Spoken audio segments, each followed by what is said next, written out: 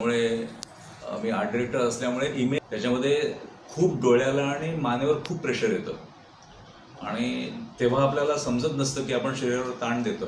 मग तेव्हा एवढी हौस असते. आणि ऑफिसमध्ये सुद्धा इंटरनेट शेअरिंग असायचं एक 15 वर्षापूर्वी. पण इंटरनेट महाग होतं. त्यामुळे कसं असायचं माहिती का, आम्ही तास 2-2 तास कंटिन्युअस हे करायचो. त्यामुळे त्यावेळेचं जे प्रॉब्लेम आहेत ते आपल्याला लक्षात येत नाहीत त्यावेळेला. म्हणजे कसं असतं, कामाची हौस असते किंवा अजून चांगलं करायची हौस असते आणि ज्यात आपण वेड्यासारखे वेळ देत नाही. आम्ही लंचमध्ये बाहेर पण जात नव्हतो. दुबईवरून आमच्याकडे हे आला, ज्युनियर आला आणि दुबईमध्ये कंपल्सरी सुट्टीची पद्धत आहे.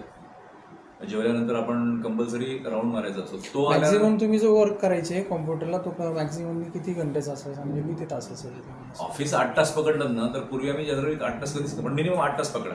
8 तासाचा हो, वर्क कंटिन्युअस. आणि आमचं म्हणजे अजून एक प्रॉब्लेम असतो, आर्ट डिरेक्टर असल्यामुळे आमचं काम कम्प्युटरमधलं हे कलरमध्ये असतं. ओके. आमचा स्क्रीन वेगळा आणि अकाउंटिंगचा स्क्रीन वेगळा. अकाउंटिंगचा स्क्रीनला डोळ्यावर प्रेशर येत नाही. बरोबर. हे असतो ना, मोनोटोन असतो. आमच्याकडे मल्टी कलर. आणि मी तुम्हाला बोलतो ना, ते इमेजेस शोधण्याच्या ज्या शिफ्टिंग असतं ना, नेक्स्ट ते डेंजर असतं. त्यावेळेला वाटत नाही. हो, बरोबर. तुम्हाला लाख इमेजेसमधून इमेज शोधायचा प्रोसेस असायची ना, ती आता नाही आहे. आता आहे, आता वेगळा ताण आहे. त्या ताणाची पद्धत बदलली. पण पूर्वीचं हे शिफ्टिंग इमेज आहे ना, हे डोळ्यावर मला वाटतं खूप प्रेशर. तरी मी मला वाटतं सगळं आयुष्य विदाऊट चष्मा काढलं. इनफॅक्ट मी पण सगळ्यांचं होईल असं नाही. आणि तेव्हा ते समजत नव्हतं आम्हाला. आणि तो आल्यानंतर आम्ही मग कंपल्सरी रोज 1 तास राऊंड मारायला जायला लागलो. जेवण झाल्यानंतर परत बसायचं नाही कम्प्युटरवर. हो. आणि याच्यामध्ये मॅनेजमेंट तुम्हाला घुसवतं असं नसतं, आपलीच हौस खूप असते.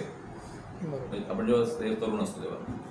त्यामुळे माझ्या मानेला प्रॉब्लेम होता. हे माझ्या आता गेल्या कारण 5-6 वर्ष झाली मागे तो उंचवटा यायला लागला. पण ते मला दुखत नव्हतं. मेनरज्जू आणि सर्वायकल म्हणजे जो मानेचा भाग होता पूर्ण, टोटली जे मणके होते ते तुमचे पूर्ण दाबले गेले होते. मानेचा भाग हा पूर्ण खाली आलेला होता.